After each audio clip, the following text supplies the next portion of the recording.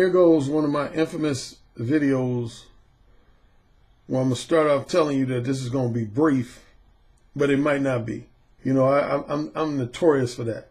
Telling you that this video is only going to be, 25 or 30 minutes long, or 40 or 45 minutes long, and then it ends up going to an hour or a little bit over an hour. Now, the reason I know I can't keep it too long because I have a doctor's appointment this morning in about roughly an hour and a half. I got a doctor's appointment to check on the condition of my kidneys. So to all you young people out there, here's your health tip of the day, man. Make sure you take care of your kidneys. Because in worst case scenario, you don't want to suffer from what's known as kidney failure.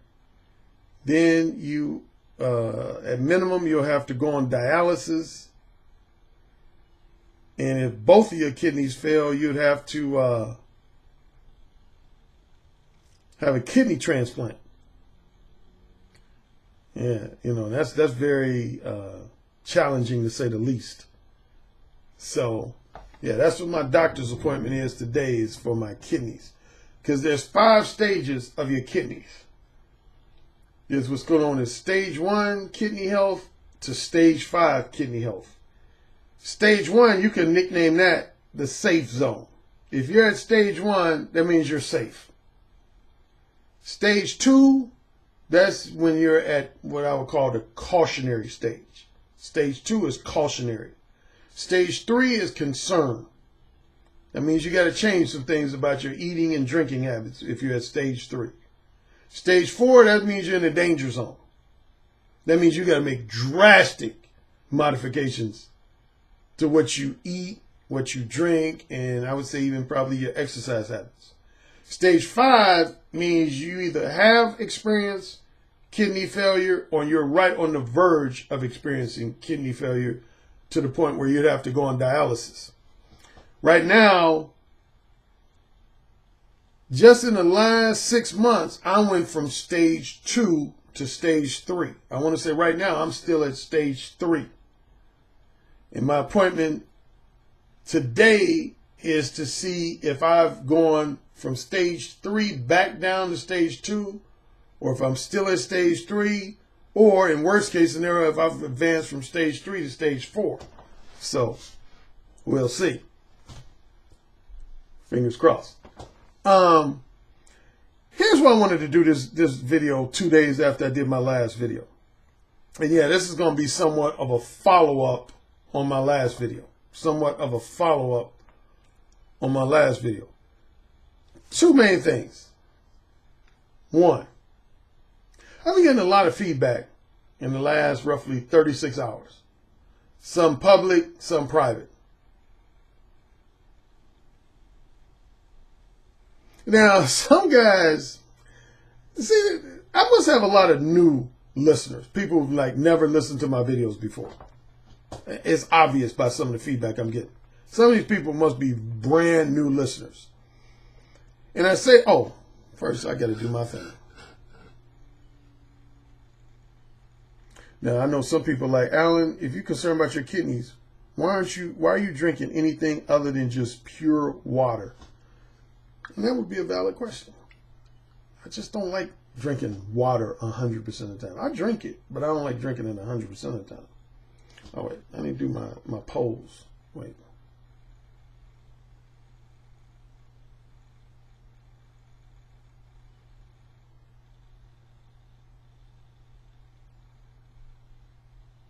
That's for my thumbnail. I do the pose for my thumbnails.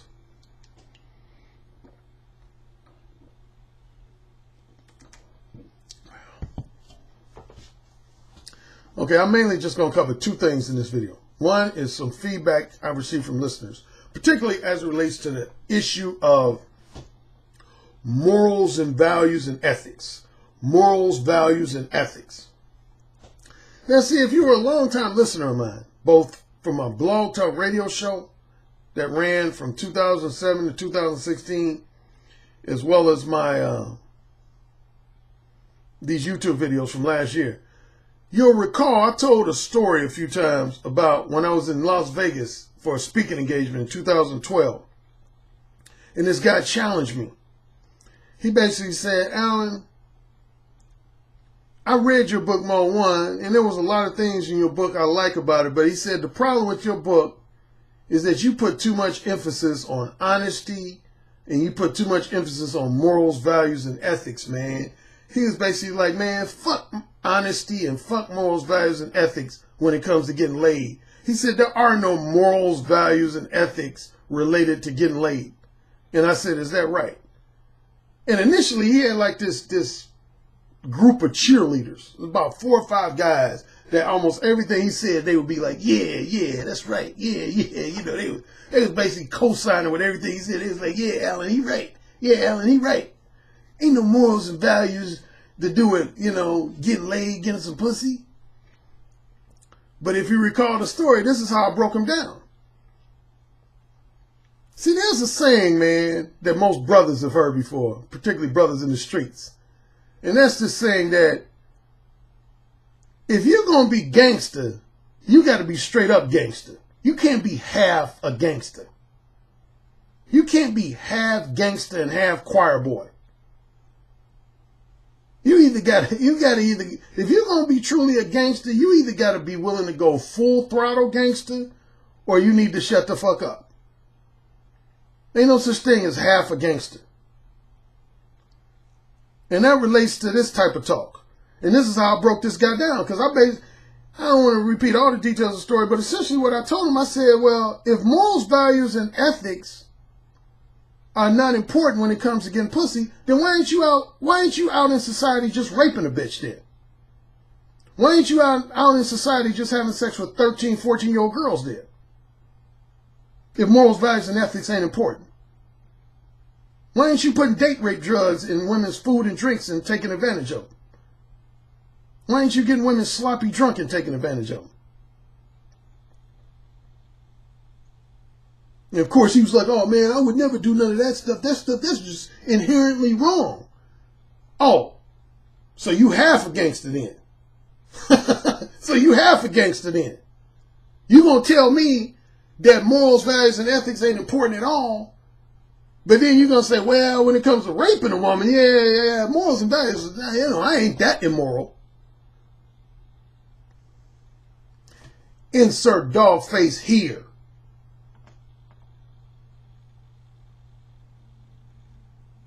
Man, don't present me with this half a gangster feedback.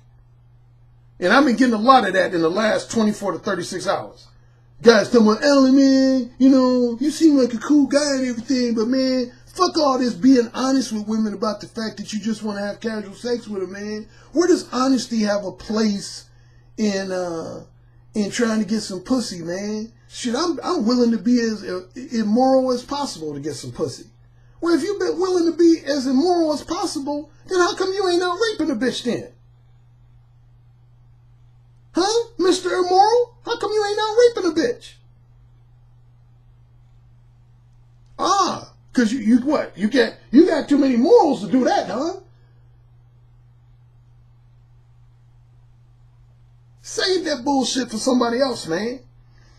And again, it's just like I told the guy in Las Vegas, man. What I basically told him in conclusion is that you have a set of morals, values, and ethics that you operate by. You just don't have the exact same morals, values, and ethics that I do. That's a difference. There's a difference between saying, I don't have the same morals, values, and ethics that you do, Alan, versus saying, I don't have any morals, values, and ethics at all. Those are two different things. Because if you make the argument that you don't have any morals, values, and ethics at all, which would make you pretty much an amoral person. In case you don't know, there's a difference between being amoral and immoral. Amoral and immoral.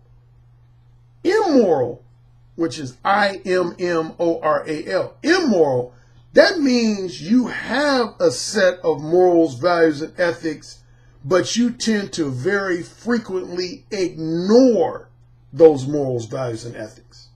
You have a set of morals, values, and ethics, but you very frequently tend to engage in behavior that ignores or contradicts those morals, values, and ethics. That's what it means to be immoral. An example of that would be if I knew adultery was wrong and I knew that cheating on my girlfriend was wrong and unethical, but I still engaged in adultery from time to time, or I still cheated on my girlfriend from time to time, even though I knew deep down that it was wrong and unethical. That would make me immoral. Amoral, if you're truly amoral, that means you're a sociopath. That's what a sociopath is. Like insects. Insects are amoral. Insects don't have any sense of empathy or right and wrong. They just do what they do. They just do what they do. Which is eat, fuck, and kill. Eat, fuck, and kill. Well, not all insects seek to kill, but some of them do. I'll say eat, fuck, and protect themselves from danger would be a better way of saying it instead of kill. Well, no, spiders, they kill to eat food. So I would say eat, fuck, and kill. But yeah, insects are probably the number one species that are known for being amoral. They don't have no sense of morals, values, and ethics. Anyway, the human being equivalent to that would be a sociopath. A sociopath, a true sociopath, is someone that has no set of morals, values, and ethics. They don't have a sense of right and wrong. All they care about is what's conducive to their survival and what's conducive to the achievement of their goals and accomplishment of their desires. In other words, a sociopath is somebody that if their objective is to get money, they're going to do anything to get money. They'll kill a motherfucker to get money. They'll rob a bank to get money. They don't give a fuck because they don't have any they don't have no moral code. I said amoral. When you're amoral, that means you don't have a set of morals, values, and ethics. Again, that's amoral. And then immoral is when you have a set of morals, values, and ethics, but you very frequently exhibit behavior that ignores and or contradicts those morals, values, and ethics. So I don't mind somebody telling me, Alan, I have morals, values, and ethics, but I don't have the exact same type of morals, values, and ethics that you do when it comes to getting laid. I don't really have a harsh reaction to that. But for those people that tried to come at me with an attitude like they are amoral, like they pretty much don't take morals, values, and ethics into account, period, when it comes to getting laid, then again, my question is, how come you ain't out here date raping women then? How come you ain't out here raping women? How come you ain't out here having sex with 12, 13-year-old girls then? If you have no morals, values, and ethics at all. How come? What's stopping you? Don't give me, well, it's illegal. If you're truly amoral, who gives a fuck about laws and rules of the land? Who gives a fuck? No truly amoral person gives a fuck about the laws of the land. That's why they're sociopaths. So again, on point number one, don't come at me like you half a gangster, motherfucker.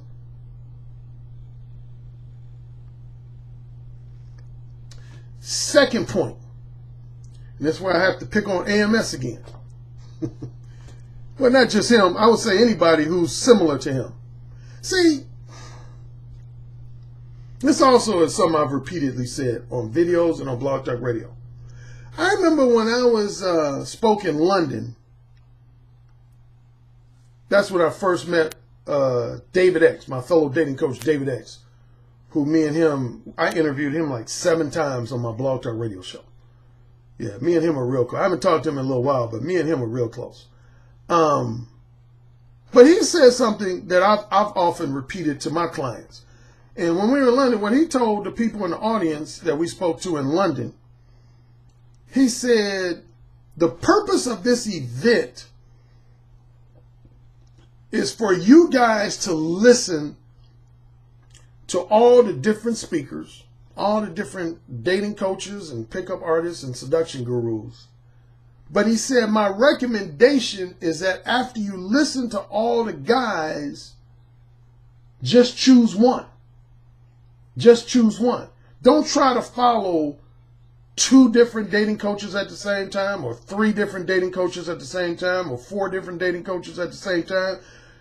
And the biggest reason why, he said, because basically, inevitably, one dating coach's, some aspect of his advice is going to be different than another dating coach. They're going to end up contradicting each other. They're going to end up contradicting each other. And along those same lines, I would say this in regards specifically to my books. And I've said this a number of times to people, man. See, all of my books, and particularly three of my books, really all of my books, but particularly three of my books, they're interrelated to each other. They're interrelated to each other. Matter of fact, in two of my books, I say that in the introduction. Like in the introduction to my book, Ooh, Say It Again, I specifically say that this is not a standalone book. This is not a standalone book. You have to read Mode 1 along with Ooh, Say It Again. Same thing with The Possibility of Sex. In the introduction to that book, I basically say, this is not a standalone book.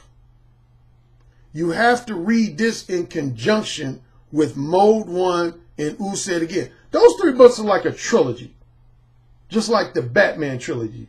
Like, if you just try to watch The Dark Knight by itself, or The Dark Knight Rises by itself, you might enjoy it to a degree, but you're not going to enjoy that movie, as much as if you've seen the whole trilogy. The whole trilogy, for those not familiar with that trilogy by Christopher Nolan, there's Batman Begins, then there's The Dark Knight, then there's The Dark Knight Rises. Just like the Star Wars trilogy. There was the original Star Wars, then there was The Empire Strikes Back, then there was Return of the Jedi. Those three movies were interrelated to each other. There's a lot of movie trilogies that are interrelated to each other. That's how my books are. Mode 1 is related to Ooh, Say It Again, which is related to The Possibility of Sex. Without getting too lengthy, because again, I'm mindful of my time. Here's what Mode 1 in a nutshell does. Mode 1 gives you advice that centers on helping you identify my 4 archetypes of women, which is the reciprocator, the rejector, the wholesome pretender / erotic hypocrite, and the manipulative time waster. Again, Mode 1 gives you advice on how to improve your verbal communication skills so that you will know how to quickly and effectively identify whether you're interacting with a reciprocator, a rejector, a wholesome pretender / erotic hypocrite, or a manipulative time waster. Now, let's say you are in conversation with a woman and you identify that you're dealing with a wholesome pretender / erotic hypocrite. How are you going to proceed from there? How are you going to proceed from there? That's where Ooh, Say It Again comes into play. Ooh, Say It Again, in a nutshell, is my book that explains how to proceed further with a wholesome pretender or an erotic hypocrite. That's what that book centers around. Ooh, Say It Again is my book that's targeted towards the women who are wholesome pretenders and erotic hypocrites. Now, let's say you interact with another woman and she ends up being a manipulative time waster. How are you going to proceed from there? That's where Possibility of Sex comes into play. That's where Possibility of Sex comes into play. Possibility of Sex is my book that's specifically targeted towards the archetype of the manipulative time waster.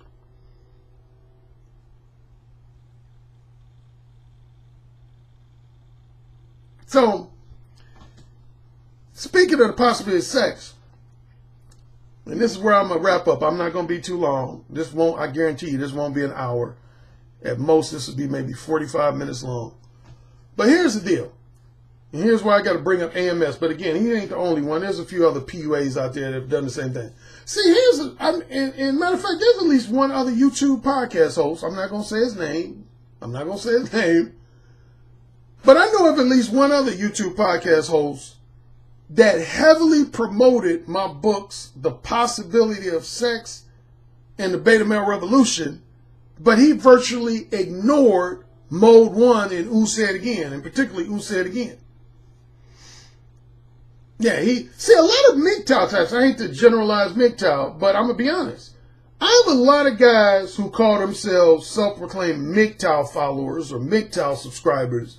They love the possibility of sex and they love the beta male revolution. But a lot of these same MGTOW types don't really like Mo 1 as much, and they definitely don't like Who Said Again as much. But see, here's the problem. Here's what I'm going to point out to you. Here's what I'm going to point out to you. And a couple of my followers, see, I got intelligent, perceptive followers, because actually I had at least 2 followers that when they listened to AMS interview with Black Ram, they noticed this. So I wasn't the only one who noticed this. I had at least 2 of my followers that noticed this contradiction. Here's the contradiction. And this just shows, man, you can't borrow some of my information but ignore other aspects of my advice and information. You can't do that. You can't treat it like a la carte thing. For those of you young people who don't know what a la carte, that means like a buffet where you can choose what appetizers you want, what entree items you want, as opposed to the restaurant giving you a prepackaged entree where they determine what your main meal is, your side meal, and all that. You kind of pick your own. That's a la carte. You can't choose and pick and choose pieces of my advice in an a la carte style and think it's gonna make sense, because it don't. And I'm about to break down. Alan Roger Currie in his classic style is gonna break down to you why it don't. See, this is what I try to get too lengthy. This is what AMS did when I listened to his interview with Black Ram 313. He took a lot of my content from both the possibility of sex and the beta male revolution and endorsed it to his fans, his listeners, his followers. Okay? He took a lot of my content from the possibility of sex and the beta male revolution and promoted that. But he really didn't promote anything from Who Said Again, and with the exception of 2 things, he really didn't promote much from Mo 1 either. But here's the deal. As you know, AMS main thing, the main area where he and I are different is that AMS endorses and condones the idea of lying to women and misleading women into believing that you are open to being a woman's next long-term boyfriend or even maybe her future husband in an attempt to get the pussy.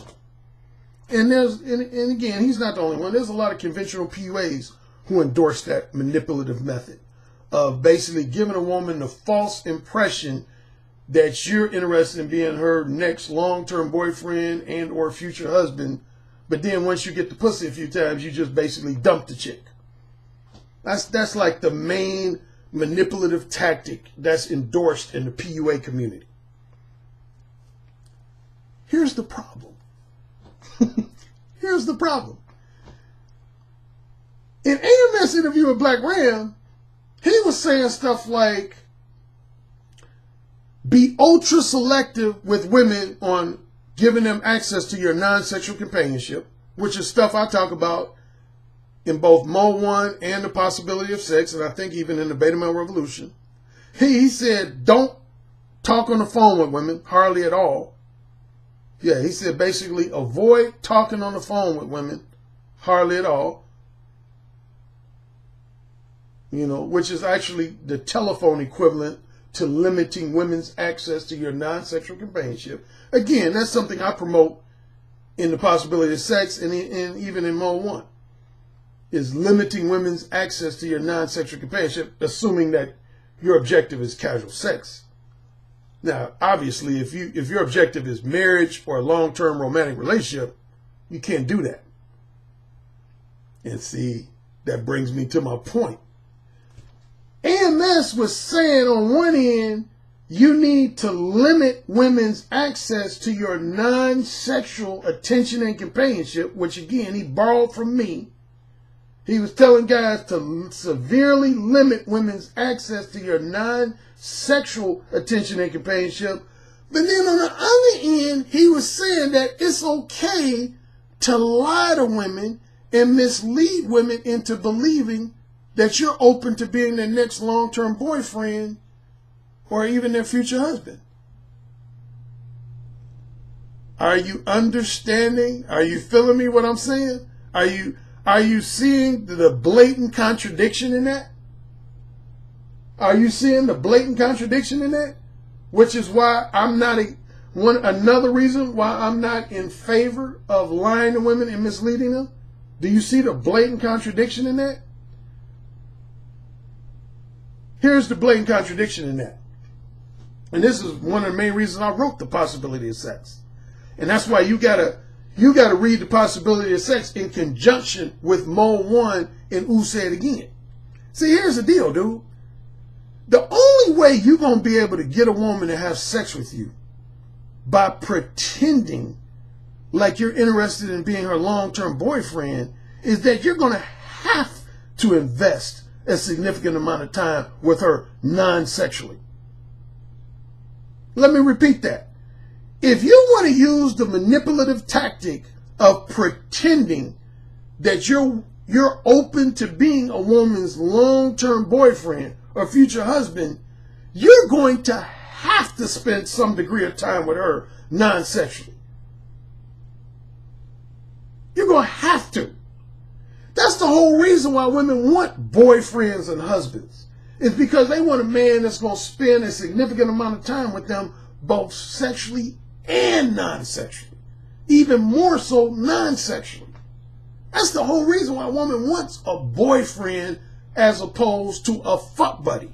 See, when a woman is cool with having a fuck buddy, that means she's cool with just spending time with you strictly for sexual purposes. But when a woman wants a boyfriend, that means she wants 2 to 3 times more of your non-sexual companionship than she does your sexual companionship. So how the fuck are you going to pull off giving a woman the impression that you want to be her long-term boyfriend while at the same time denying her your non-sexual attention and companionship? Explain that to me like I'm a 5th grader.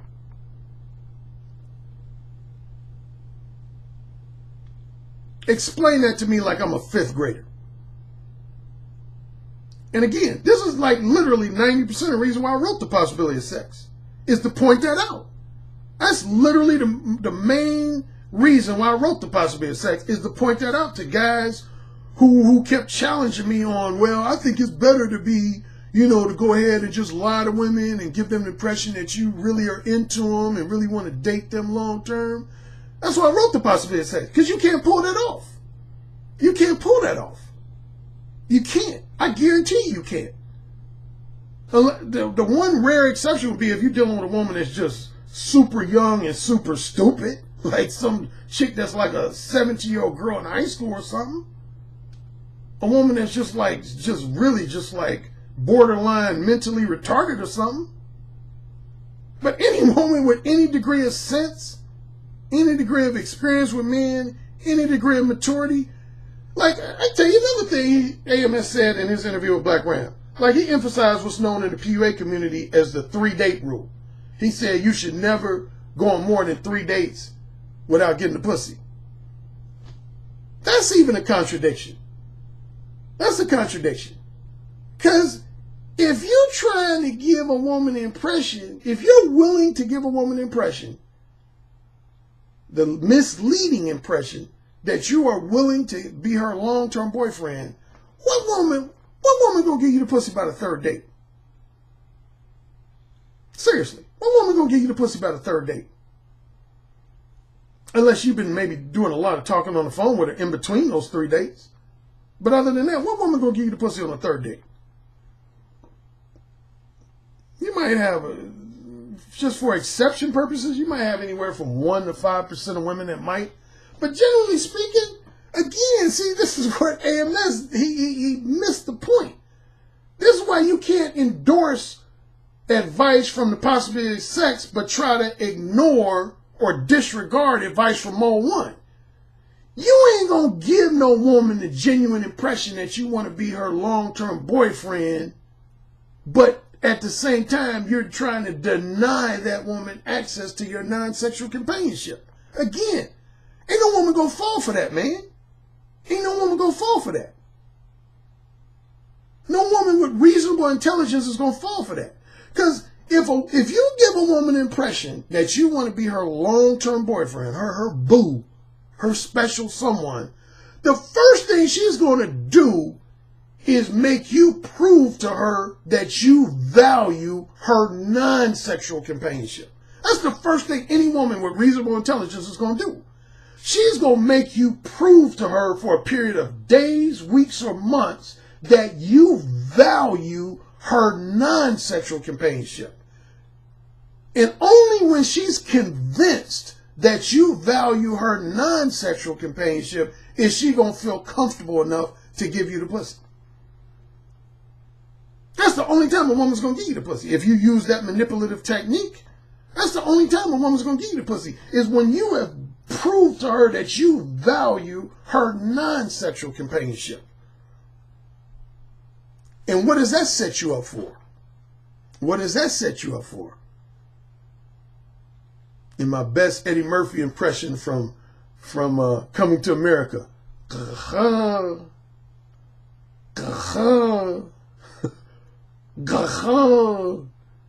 What does that set you up for? Let's say you do go full throttle with this manipulative technique, that you're willing to give a woman the misleading impression, the disingenuous impression that you're open to being her long-term boyfriend, her long-term romantic companion, just to get some pussy. Let's say you're willing to use that technique. And let's say you're willing to invest a significant amount of your non-sexual time, attention, and companionship interacting with this woman. What does that set you up for if the woman happens to be manipulative herself? Insert dog face here. That sets you up to be played like a motherfucker. Boom! The brilliance of Roger Currie, man. Y'all got to read all my shit, man. Y'all can't just take little bits and pieces from my advice and think you can promote it to other people. You can't take the advice from the Possibility of Sex and promote it to people without also promoting the advice of Mode 1. You can't do it. You're setting guys up for failure. And again, that's why I wrote The Possibility of Sex. Everything I'm saying, that's the main reason why I wrote The Possibility of Sex, is to point that out. Again, to recap in simple terms, if your main technique for getting women in bed is to pretend like you want to be their long-term boyfriend, or even more so their future husband, you cannot deny a woman your non-sexual time, attention, and companionship. Because once you do that, a woman's going to know you just want the ass. Once you do that, a woman's going to know you just want the ass. If you severely limit a woman's access to your non-sexual time, attention, and companionship, any woman with reasonable intelligence and experience with men, she's going to know you just want the ass. The only way you can pull off that manipulative technique of misleading women into believing that you want a serious relationship with them is you're going to have to prove to them that you value their non-sexual attention and companionship, which means you're going to have to spend a lot of time talking to them on the phone, something that AMS says you shouldn't do. You're going to have to spend a lot of time just in face-to-face conversation with them without having sex with them, some AMS says you shouldn't do. And other PUAs, I shouldn't just say AMS, there's other PUAs too. Some other PUAs have said the same thing. But again, that's the problem though. You have to do those things if you want to use that manipulative technique. You have to do those things. You got to talk on the phone a lot with women. You got to spend time with women face-to-face, non-sexually. If you want to prove to a woman that you're open to being her boyfriend, because again, that's the only reason why a woman wants a boyfriend or a long-term romantic lover, is because they want you to spend time with them both sexually and even more so non-sexually. But once you decide to spend a significant amount of time with a woman non-sexually, if you're dealing with a woman that's a manipulative time waster, that's also running game on you, by offering you the possibility of fucking her, she gonna run circles around you. She gonna cock tease you. She gonna soak up all your non-sexual time attention, and then she's gonna say, Frank, on second thought, I appreciate you going out on 10 dates with me and spending 50 hours talking on the phone with me, but I've come to the conclusion that I really just look at you as a platonic friend, and I really don't want to have sex with you, and sorry, you just got played. Boom. Got to go to my doctor's appointment. Alan Roger Currie, out. Peace. Yes, sir. Say it again. Yes, sir. Who's the king? Alan, you're the king. Say it again. Alan, you're the king. You're dominating me. Say it again. Alan, you're dominating me right now. Mode 1. Mode 1. Daddy, can I go, please? You're the king. Say it again. Oh, you're the fucking king. Yes. Yes. Yes. You're the king, Alan. AKA the king of verbal seduction. You know, it's the tone of your voice, how seductive your intonations are, the vibrations that you could just reach out over the phone lines and stroke a woman's breast just by the sound of your voice, how you could make her pussy so wet just by the sound of your voice. That's actually very hot. So you said my show was what? I said your show is powerful. Oh, say it again. Your show is powerful. I bet the king would fuck me really good. Oh, yeah. Who's the king? Alan Roger Currie. Oh, yeah. Who's the king? Alan Roger Currie. The king. The king. The king.